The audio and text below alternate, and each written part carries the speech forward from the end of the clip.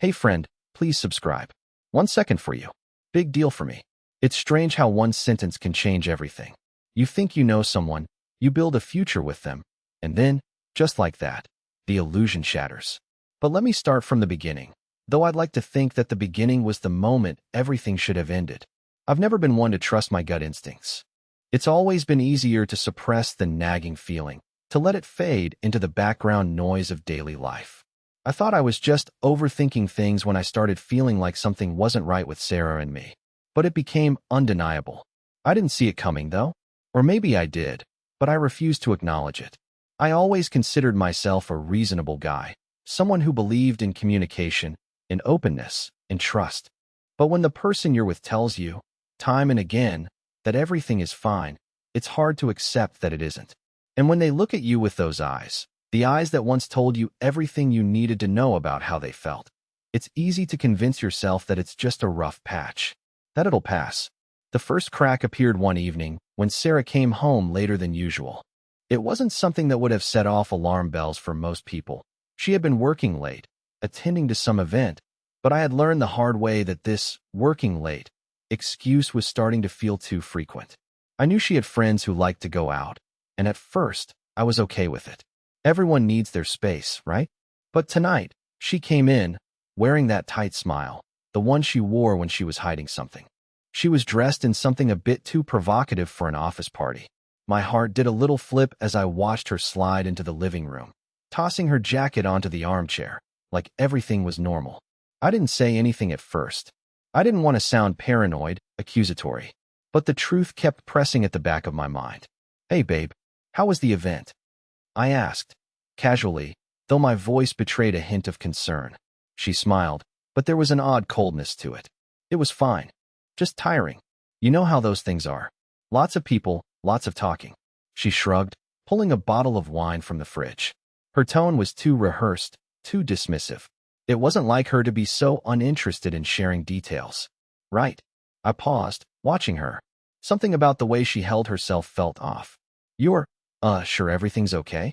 You've been acting a bit distant lately. She froze for a moment, but only for a second, and then laughed, a hollow, almost mechanical sound. I'm fine. Don't overthink things, okay? You always overthink everything. I clenched my fists, biting my tongue. I knew this wasn't about me overthinking. It wasn't just my anxiety speaking. Something was wrong, and it wasn't the first time I'd noticed it. Over the last few months, she'd become increasingly distant. And when I tried to bring it up, she would always brush it off with the same tired excuses: work, stress, life. But tonight, there was something in the air that felt heavier, more final. And then came the line that shattered everything. You should be grateful that I chose you, she said, turning her back to me as she poured the wine into a glass, her voice flat and unbothered. I froze. Those words hung in the air, a venomous cloud that stung with their coldness. She turned back, finally meeting my eyes, and there was a glint in her gaze that felt almost like contempt. It wasn't the first time she'd said something along those lines, but something about tonight made it different. This time, it wasn't playful teasing or sarcasm. It felt real, calculated, even. What do you mean by that? I asked, the words tasting bitter in my mouth. She sighed, clearly irritated. You heard me. I could have anyone. Anyone, Elliot. I chose you. So yeah, maybe you should start showing a little more gratitude, instead of complaining about every little thing. The words stung like a slap across my face, and I tried to keep my composure, but my mind was racing. She had always been confident, even a little self-absorbed at times, but this was different. I could feel the finality in her words, the dismissal. She wasn't the woman I fell in love with. She had become someone unrecognizable. I took a deep breath, fighting to hold back the anger bubbling inside of me. You're right, I said, my voice tight. Maybe I should be more grateful that you chose me. For a moment, there was silence. And then it hit me. I wasn't just angry at her. No, I was angry at myself. Angry that I had let it go on this long. Angry that I had let myself be the one who was constantly trying to fix things, trying to hold on to a relationship that wasn't worth saving anymore. I stood up from the couch, the weight of the moment settling heavily on my shoulders. I couldn't do this anymore. I couldn't keep fighting for someone who didn't even respect me. I wasn't going to beg her to stay, to love me, to appreciate me. And so I said it. The words I had been holding back for so long. The ones that felt like a weight being lifted off my chest. You know what, Sarah? I started, my voice steady now, no trace of hesitation. If you think I should be grateful that you chose me, then I guess it's time to stop choosing you. Her eyes widened, and for the first time in a long time, I saw genuine shock on her face. She didn't say anything, but the way she looked at me, it was like she had just realized something she hadn't been willing to face until now. That maybe I wasn't the one who needed to change. Maybe she was. I turned and walked out of the room, not looking back. It was the hardest thing I had ever done, but I knew it was the right thing. I wasn't going to be someone's second choice anymore. And if she couldn't see that, then maybe it was time for both of us to stop pretending. The silence after I walked out of the living room felt heavier than any argument we had ever had. As I made my way down the hallway, I could hear her footsteps behind me, but I didn't turn around. I didn't want to see the confusion or the anger on her face. I didn't want to hear her explanations, her excuses. I knew where this was heading, and I wasn't willing to let it drag on any longer. I stood by the door, my hand on the knob, and took a deep breath.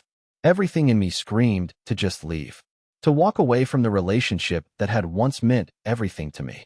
But I wasn't sure if I could let go that easily. I had given her so much, too much, maybe. But then again, what had she ever really given me in return? I heard her voice again, softer this time, as if she was trying to calm herself down. Elliot, she said, her tone more pleading now. This isn't what you think.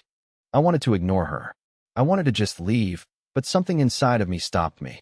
I opened the door just enough to turn around and face her, the hurt on my face more evident than I wanted it to be. What do you mean, Sarah? I asked, my voice low but sharp. What do you think I'm thinking? That this is all some kind of game to you? She bit her lip, as if searching for the right words, but I didn't want to hear any more of her explanations. No, she said, shaking her head. I'm trying to make sense of everything, okay? I didn't mean to hurt you. I don't know what's happening anymore. I was done listening. I didn't need her to explain herself. What I needed was to know why I had stayed for so long. Why I had tolerated her disrespect, her dismissiveness, her refusal to acknowledge the sacrifices I had made. I'm done, I said flatly. I've spent too long trying to make this work, Sarah, but I'm not doing it anymore. You don't get to make me feel like I'm lucky you chose me. I'm not lucky. I'm just someone you've decided to keep around. She stood there, eyes wide, like she didn't know how to react to the finality in my voice. The realization that I wasn't going to beg for her love, that I wasn't going to chase after her anymore, seemed to settle on her. You can't be serious, she whispered, her voice cracking slightly. After everything we've been through? After all the plans we've made? I don't think you understand, Sarah, I said, stepping closer but keeping my distance. The plans we made? They were your plans, not ours. You've been making decisions for both of us, and I've just been going along with it. I'm not doing that anymore. I could see the shift in her expression. The shock, the anger, the confusion, it was all there. But it didn't matter anymore. I had made up my mind. She wasn't the woman I thought she was, and I wasn't going to keep pretending that I could change that. She took a step forward, but I raised my hand to stop her. No, I said firmly. This is it. I'm done. Without waiting for another word, I turned and walked out the door. I didn't know where I was going, but I didn't care. I had made the decision to stop choosing her, and for the first time in months, I felt a strange sense of freedom. The cool night air hit me the moment I stepped outside. It was as if the world had pressed pause on everything around me. I stood there for a moment, just breathing, trying to process what had just happened. I had walked away. I had made the decision to end it, to stop being the person who kept giving when there was nothing left to receive. But even as I walked away, a part of me wondered if it was the right choice. I didn't have a plan. I didn't know where I was going. I just knew I couldn't stay there anymore. Not after what she'd said. Be grateful I chose you. Those words replayed in my mind like an echo, growing louder and louder with every step I took. Was that all I was to her? A consolation prize? Someone she kept around because she had nothing better to do? I ended up walking aimlessly through the neighborhood, not sure what I was looking for. Maybe clarity, maybe a sense of relief. But instead, all I felt was a hollow emptiness, like a part of me had already been taken without my consent. My phone buzzed in my pocket, snapping me out of my thoughts. I didn't even need to look at it to know who it was. Sarah. I wasn't ready to talk to her, not yet. Not until I figured out how I was going to navigate this new reality. But the text came through anyway. We need to talk. Please come back. I didn't mean it the way you think. I stared at the screen for a moment, my thumb hovering over the reply. I knew what she was trying to do. She was trying to pull me back in, trying to convince me that it was all a misunderstanding. But deep down, I knew it wasn't. She had made her feelings clear. And as much as I wanted to believe her, to believe that the woman I once loved was still in there, I couldn't ignore what had just happened. I pocketed the phone and kept walking. The city was quiet, the streets dimly lit by the occasional street lamp. I passed by a bar, its neon sign flickering in the distance, and for a moment, I wondered if I should go in, grab a drink, maybe talk to someone. But I didn't want to talk. I didn't want to hear about how I was overreacting or how relationships are complicated. I didn't need advice. I didn't need sympathy. I just needed space. Eventually, I found myself standing outside a small park. The swings swayed slightly in the breeze, and the silence was deafening. I sat on a bench, staring at nothing in particular. There was so much going on in my head, but nothing made sense. The love I thought we had, the future I believed in, it all felt like a house of cards that had just crumbled. As I sat there, I couldn't help but think about the person I had become in this relationship. Was I really the man who had allowed someone to treat him this way? Was I so desperate for affection that I let someone use me, manipulate me into believing that I wasn't worthy of anything better? I had spent years trying to make Sarah happy, trying to be everything she needed. And yet, it still wasn't enough. My phone buzzed again, this time with a call. It was Sarah. I didn't answer.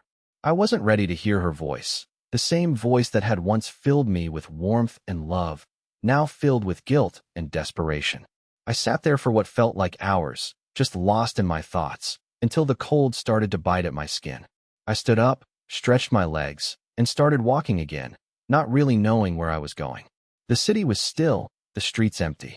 I felt like I was in a different world, one that didn't have her in it anymore. It felt strange, like I had lost something important, but at the same time, it felt like a weight had been lifted off my chest. I didn't have all the answers. I didn't know if this was the end of everything or just the beginning of something new. But what I did know, in that moment, was that I couldn't keep being someone's second choice. I couldn't keep being the one who was always expected to give and never ask for anything in return. And as I walked through the empty streets, I made a vow to myself. I wasn't going to be the person who waited around anymore. I wasn't going to beg for her love, her respect, or her time. I was done. The phone buzzed one more time, and this time, I finally looked at it. A text from Sarah. I don't know what to do without you, Elliot. Please come back. I love you. I stared at the screen for a moment, feeling nothing but a cold emptiness. I had already made my decision. I put the phone back in my pocket, turned my back to the street, and walked away. The next few days felt like I was moving through a fog. I wasn't sleeping well, my thoughts constantly returning to Sarah, to the life we'd built together, and to the sudden and brutal realization that it was all falling apart. It wasn't just the words she said, "You should be grateful I chose you." It was the weight behind them, the complete lack of empathy, the way she had dehumanized me in an instant. I kept telling myself that I had done the right thing. I wasn't a fool. I wasn't going to beg her to love me. I didn't deserve to be treated like an option. But with each passing hour, the doubt crept in. Had I made a mistake? Was I just acting out of hurt, reacting to something that was never really there? What if I was the one overreacting? I wasn't sure what I was expecting when I finally returned home, but it wasn't the quiet emptiness that greeted me. The apartment felt hollow, as though it had been drained of all life. The air was still, heavy with the silence of what had happened. The smell of dinner she had probably started to cook earlier lingered faintly in the air, but there was no sound. No sign of Sarah. I found her things, her jacket slung across the chair, her shoes neatly placed by the door. It was like she had vanished, and for a moment, I wondered if she had already left. I walked through the apartment, almost expecting to find a note, a message, something to explain what had happened. But there was nothing. The only sign of her presence was the ring on my finger, my engagement ring, a symbol of a commitment I no longer felt sure about. It had only been a few days since I left, but the distance between us already felt like years. I had convinced myself I was ready to move on, that I could leave everything behind and start over. But standing there, in the place where so many of our memories lived, I felt something shift. A part of me wanted to call her, to hear her voice, to somehow fix this. But another part of me, maybe the part that had finally woken up, knew better. I wasn't the one who needed to fix anything. I wasn't the one who needed to beg for answers. But the silence was overwhelming. I checked my phone again, and there it was, another message from Sarah. I can't stop thinking about you. I need to talk. Please. I stared at the screen, my thumb hovering over the reply. I had thought I was done with all of this. I had made my decision, hadn't I? I wasn't going to give in. But something about her words, the vulnerability in them, made me hesitate. Was it possible she actually felt something? Or was this just another manipulation? I put the phone down, my hands shaking slightly as I paced around the apartment. I was done being someone's second choice. I was done being the one who waited around. But as I stood there, I realized I still had questions. I wanted to know how we had ended up here. What had happened to us? To me? Was I making a mistake by walking away? Or was this the only way forward? I wasn't sure anymore. But one thing was clear. I couldn't stay in limbo, forever asking myself the same questions. I wasn't sure what I was expecting when I decided to finally face her. I'd spent the last few days oscillating between anger, doubt, and this strange sense of resignation. But walking into the apartment that night, I knew something had to change.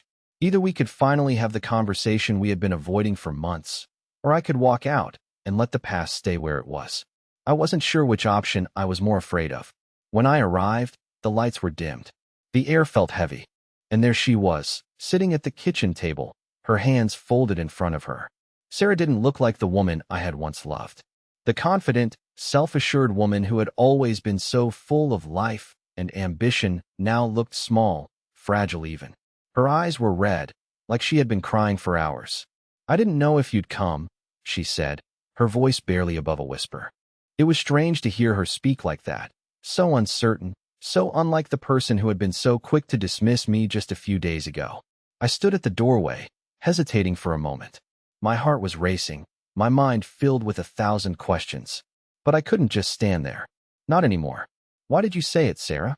I asked, my voice steady despite the chaos inside me. "Why did you tell me I should be grateful you chose me? What happened to us?"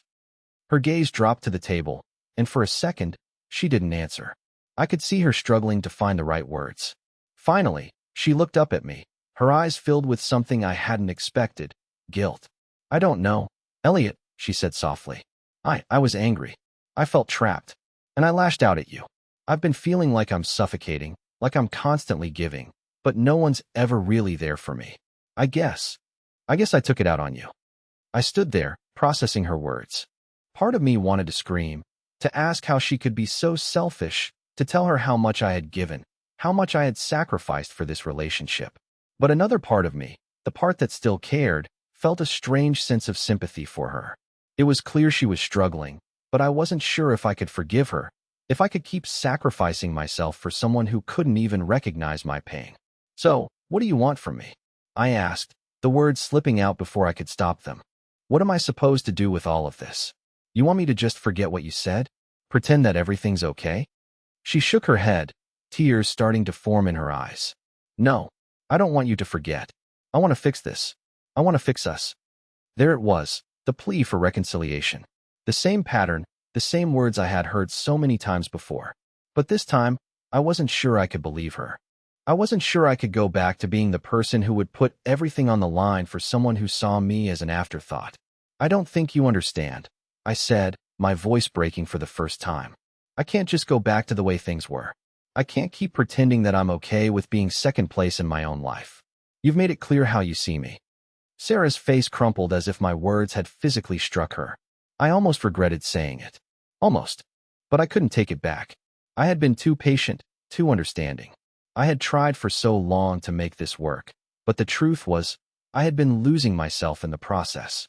"Elliot, please," she whispered, standing up now, reaching for my hand. "Don't do this. I'm sorry. I really am. I've been a mess, but I love you. I need you. Don't leave me." Her hand was warm in mine, but the pull I once felt wasn't there anymore. I could feel it slipping through my fingers, like sand, and no matter how hard I tried to hold on to it, I knew I couldn't save this. I pulled my hand away, taking a step back. "You say you love me, but you've never really seen me. Not like I've seen you. You've been so caught up in your own needs, in your own life, that you forgot about the person standing right in front of you. I could see the hurt in her eyes, but I had to keep going. I've been here, giving everything I have, and you've treated me like I'm not enough. Like I'm the one who should be grateful for your attention. I don't want that anymore, Sarah. I don't want to be the one who's always trying to fix something that's broken beyond repair. She started to cry then, tears spilling down her face. Elliot, I'm sorry. Please don't leave me. I can change. I swear I can. I need you. Please. I closed my eyes, the weight of it all pressing down on me. But the truth was, I had already made up my mind. No, Sarah, I said quietly. I'm done. I'm done trying to fix this. I'm done being second. I'm done choosing you. I turned and walked out of the apartment, leaving behind a relationship that had been filled with so much potential, yet so much heartbreak. And as I stepped into the cold night air, I knew one thing for sure. I was done being someone's afterthought. It was time to finally choose myself. The days after leaving Sarah were an emotional roller coaster, but not in the way I thought they would be. I had expected to feel relieved, maybe even liberated, but instead, I was engulfed by a strange emptiness. I thought I was walking away from a broken relationship, but in reality, I was walking into an unknown future. The silence was deafening.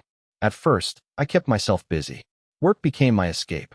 I buried myself in projects, staying late at the office to avoid coming home to an empty apartment.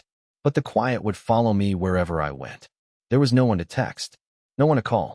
The sense of isolation was suffocating, yet in a strange way, it felt like a necessary void. I would catch myself thinking about Sarah at random moments. Her laugh, the way she'd look at me when she was angry, the way her hand felt in mine. There were flashes of those moments, the good ones, that would slip through the cracks of my consciousness, almost like memories I had forgotten. But just as quickly, I'd remind myself of what had driven me to leave. Her words, her constant disregard for how I felt, the way she made me feel invisible. But then, the unexpected happened. One evening, I found a message from Sarah. We need to talk. I think you're making a huge mistake. I stared at the screen, feeling a mix of annoyance and confusion. Part of me wanted to ignore it, pretend like I hadn't seen it. But something inside of me told me I needed closure. I wasn't going to let her drag me back into her world of uncertainty.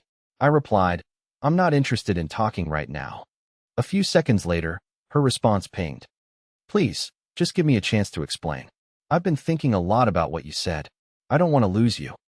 The words felt like a hook, digging into a part of me I had tried to bury. I had been the one to walk away, and yet, hearing her vulnerability, seeing her reach out to me, stirred something I didn't expect. I had told myself I was done, that I was stronger than this. But now, facing her plea, I wasn't so sure. I sat there, staring at my phone for what felt like hours. The idea of seeing her again, hearing her side of things, felt dangerous. But part of me wondered if there was something I still didn't understand. Was it possible that I had misjudged her? That maybe I hadn't given her enough of a chance to explain herself? But no, I reminded myself. She had her chance. And I had given all of myself to this relationship. I couldn't go back now, not after everything. Still, I couldn't shake the feeling that something unresolved was hanging in the air. Maybe I was trying to avoid the confrontation because I knew deep down I wasn't ready for the finality of it all. So I made a decision. I wouldn't reply immediately.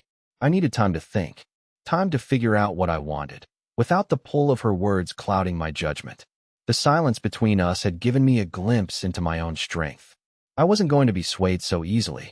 And yet, as the hours passed, the weight of that unresolved conversation pressed down on me, reminding me that sometimes closure isn't just about walking away. It's about understanding why you left in the first place.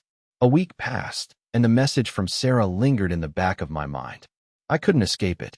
I couldn't escape her voice, even though I hadn't heard it in days. I had tried to convince myself that I was stronger than this, stronger than the pull of old feelings and regrets.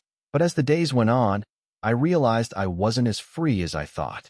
The truth is, there were moments when I missed her. The way she used to smile at me, the way we'd talk about the future, the little moments that made everything seem real.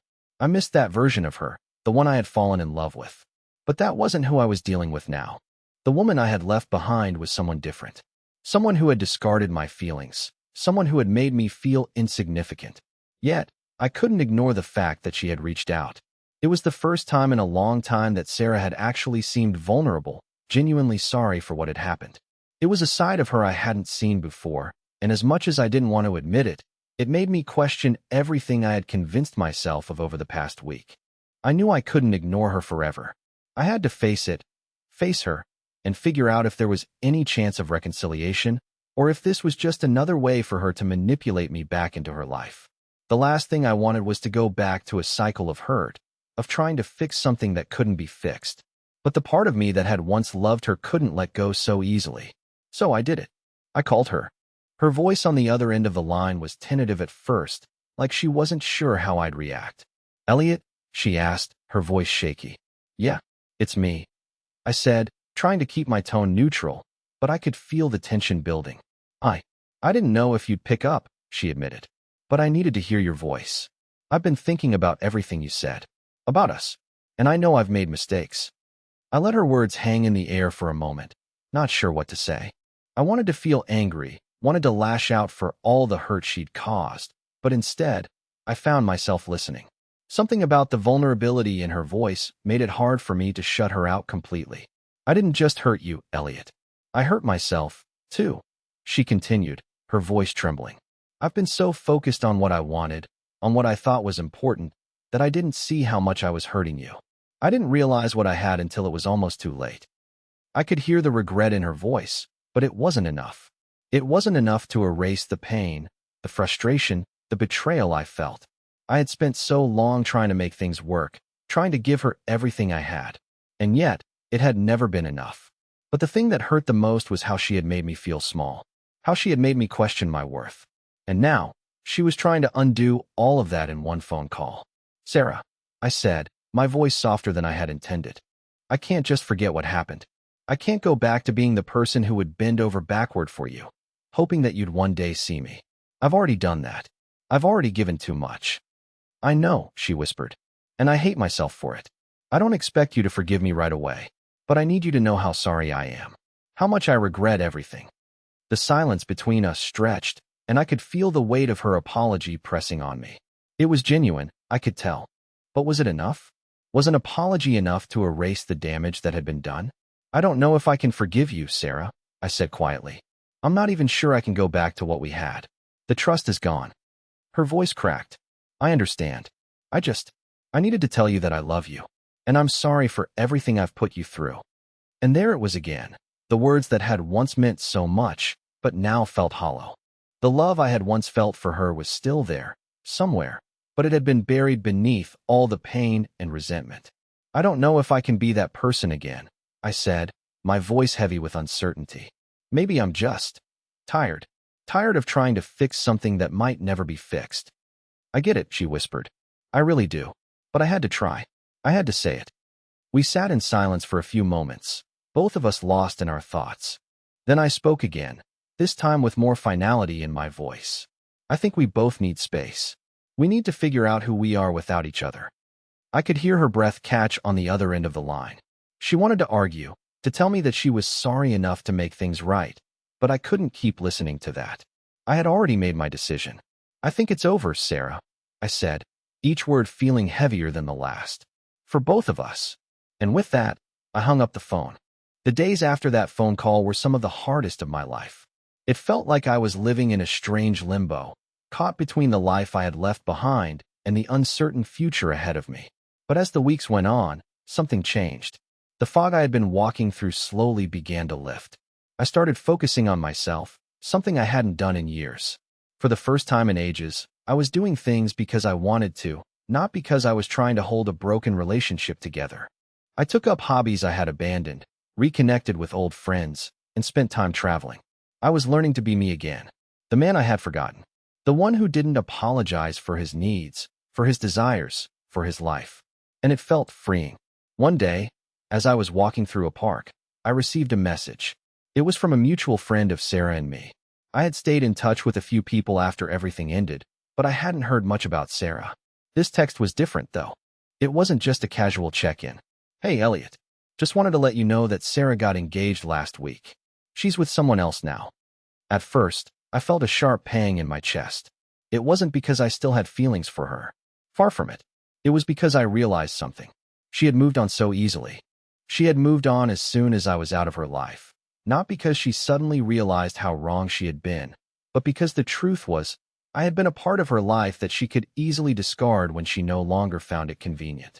But then, I felt something else. Relief. There was no longer any bitterness, no regret. The truth had set me free. Sarah had made her choices, and now she was reaping the consequences of her actions. She had never truly understood the depth of what I was offering her. She never saw me as her equal, as someone worth fighting for. And that was on her, not me. A few months later, I heard more rumors. Sarah and her new fiancé had split. Apparently, it wasn't just another failed relationship, it was ugly. The same patterns that had driven me away were now pushing him away too. She had gotten everything she wanted and realized that once the shiny newness of a relationship wore off, the same old issues remained. She hadn't changed. She hadn't learned anything. And, just like with me, it seemed like she had pushed him too far. It was strange, but part of me felt vindicated. Not because I wished ill on her, but because I had finally seen the universe's way of balancing the scales. Sarah had taken me for granted. She had assumed I would always be there, ready to fix everything for her. But life had a way of teaching hard lessons, and now it was her turn. Meanwhile, I was thriving. I'd started a new project, something I'd been passionate about for years, but never had the time or energy for when I was wrapped up in my past relationship. My career was taking off, my friendships were stronger than ever, and most importantly, I was at peace with myself. And then, a year later, I ran into Sarah at a mutual friend's party. She looked different, more guarded, less sure of herself.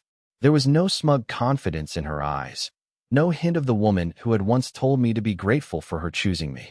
Instead, I saw someone who had been humbled by life, by her own mistakes. She came up to me, her voice tentative. "Elliot, I never thought I'd see you here." I could tell she wanted to say more, but I just smiled, offering her a polite nod. "I'm doing great, Sarah. I hope you are too," I said, keeping it casual. She hesitated, almost like she was searching for something, some way to bridge the gap between us. But she didn't find it. And deep down, I knew she understood. This wasn't about me being angry anymore. It was about me being free. "I'm glad things are going well for you," she said, her voice soft. I nodded, offering her the most neutral smile I could muster. "Thanks. Take care, Sarah." As I walked away, I felt no desire for revenge, no need to hold a grudge. I had moved on, and that was the best form of karma I could ever ask for. It wasn't about the failures of her relationships. It was about me living the life I deserved, no longer held down by someone who couldn't appreciate me. And in the end, I realized something important. Life doesn't need to punish those who hurt us. It does it for us. All we need to do is move on, learn the lessons, and live in a way that shows we are no longer willing to accept being second in anyone's life.